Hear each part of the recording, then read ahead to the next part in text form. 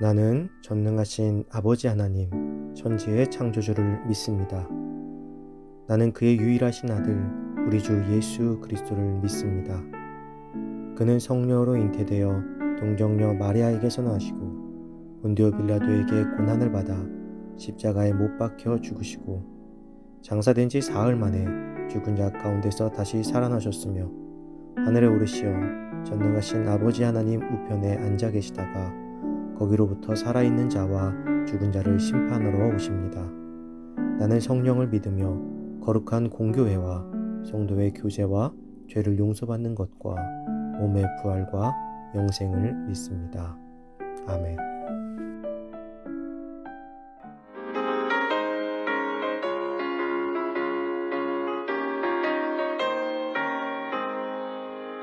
내가 매일 기쁨의 주의 얘기를 담은 주의 발에 나를 안보하리요.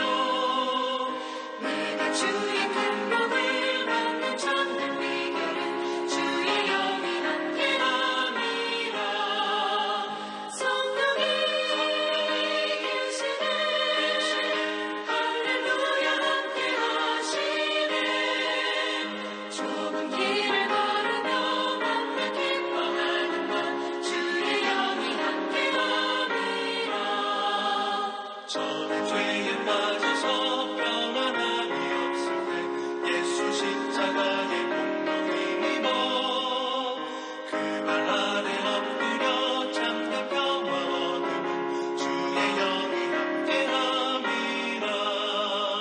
성령이 계시네 할렐루야 함께하시네. 좁은 길을 걸으며 맘을 기뻐하는 것 주의 영이 함께함이라.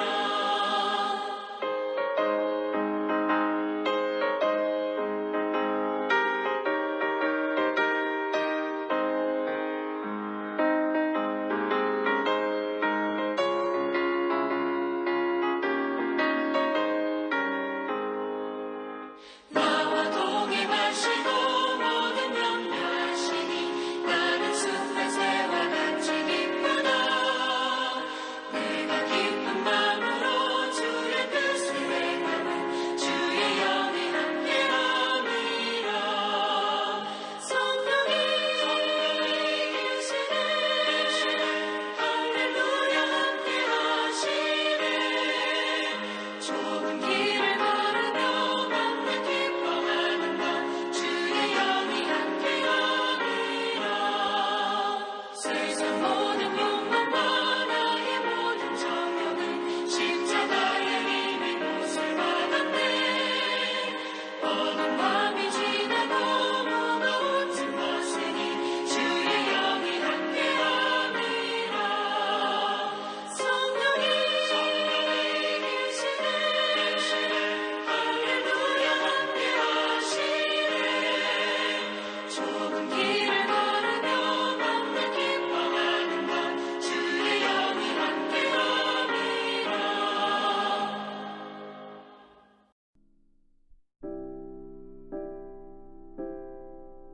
오늘 하나님께서 우리에게 주신 말씀은 출애굽기 13장 17절에서 22절입니다. 바로가 백성을 보낸 후에 블레셋 사람의 땅의 길은 가까울지라도 하나님이 그들을 그 길로 인도하지 아니하셨으니 이는 하나님이 말씀하시기를 이 백성이 전쟁을 하게 되면 마음을 돌이켜 애굽으로 돌아갈까 하셨습니다. 그러므로 하나님이 홍해의 광야길로 돌려 백성을 인도하심에 이스라엘 자손이 애굽 땅에서 대열을 지어 나올 때에 모세가 요셉의 유고를 가졌으니 이는 요셉이 이스라엘 자손으로 단단히 맹세하게 하여 이르기를 하나님이 반드시 너희를 찾아오시리니 너희는 내 유고를 여기서 가지고 나가라 하였음이더라. 그들이 숫곳을 떠나서 광야 끝 에담의 장막을 치니 여호와께서 그들 앞에서 가시며 낮에는 구름 기둥으로 그들의 길을 인도하시고 밤에는 불기둥을 그들에게 비추사 낮이나 밤이나 진행하게 하시니 낮에는 구름 기둥 밤에는 불기둥이 백성 앞에서 떠나지 아니하니라. 아멘.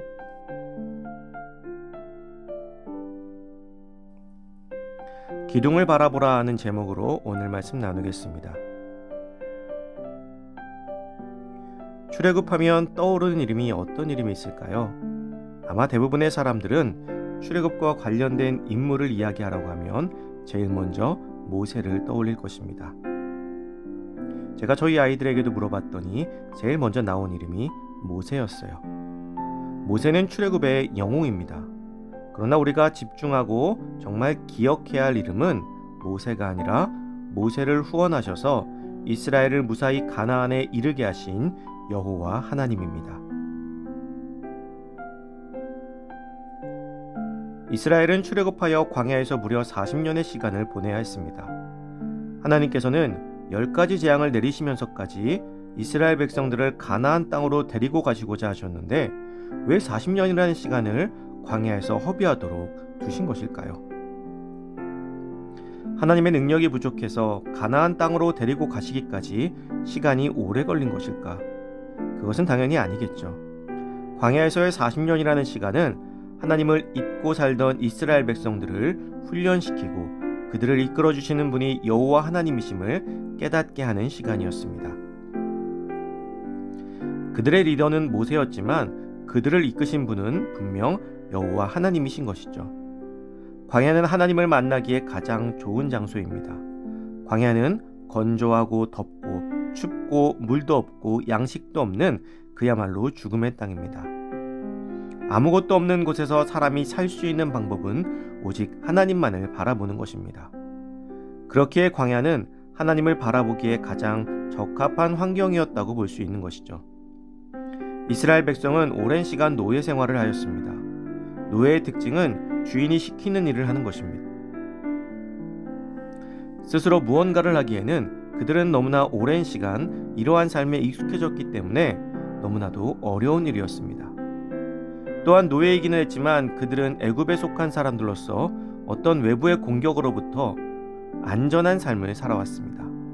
그러나 이제는 애굽이라는 그들의 방어막이 사라진 것이죠. 이제 이스라엘 백성들은 스스로 먹을 것을 구하고 스스로 자신들을 지키며 스스로 살기 위해서 애를 써야 했습니다. 이것은 그들에게는 불가능에 가까운 일이었습니다. 그럼에도 몇백만이나 되는 이스라엘 백성이 광야를 통과하여 결국에는 약속의 땅에 이르게 된 것은 오직 그들을 쉬지 않고 지켜주시고 보호해주신 하나님의 은혜 때문에 가능한 것이었습니다. 하나님은 이스라엘의 연약함을 잘 알고 계셨습니다. 아직은 스스로의 몸을 지키기에도 벅찬 이들이었죠.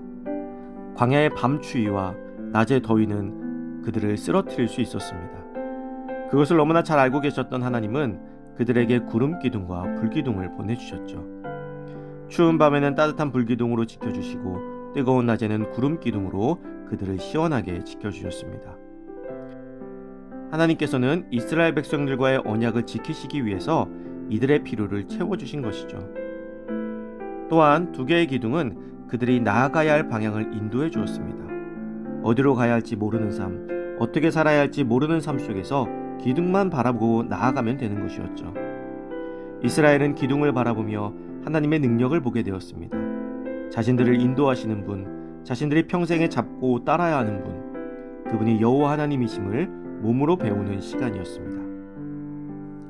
우리의 삶 속에도 이러한 기둥이 있습니다. 바로 예수 그리스도의 십자가의 기둥이며 예수님의 말씀의 기둥입니다. 예수 그리스도의 십자가는 우리를 죄와 사망의 길에서 지켜주시고 예수님의 말씀은 우리의 삶을 주 안에서 기쁨으로 바꾸어 주십니다. 주님은 그렇게 이스라엘을 지켜주셨던 것처럼 오늘도 우리를 지켜주고 계십니다. 우리는 그저 이스라엘 백성들처럼 주님께서 보여주시는 십자가와 말씀의 기둥만을 바라보며 나아가면 되는 것이죠. 사랑하는 성도 여러분, 오늘 믿음으로 주님을 바라봄으로 우리를 쉬지 않고 보호하시며 인도하시는 우리의 주님과 함께 하나님의 은혜를 누리는 복된 삶이 되시기를 주님의 이름으로 축복합니다.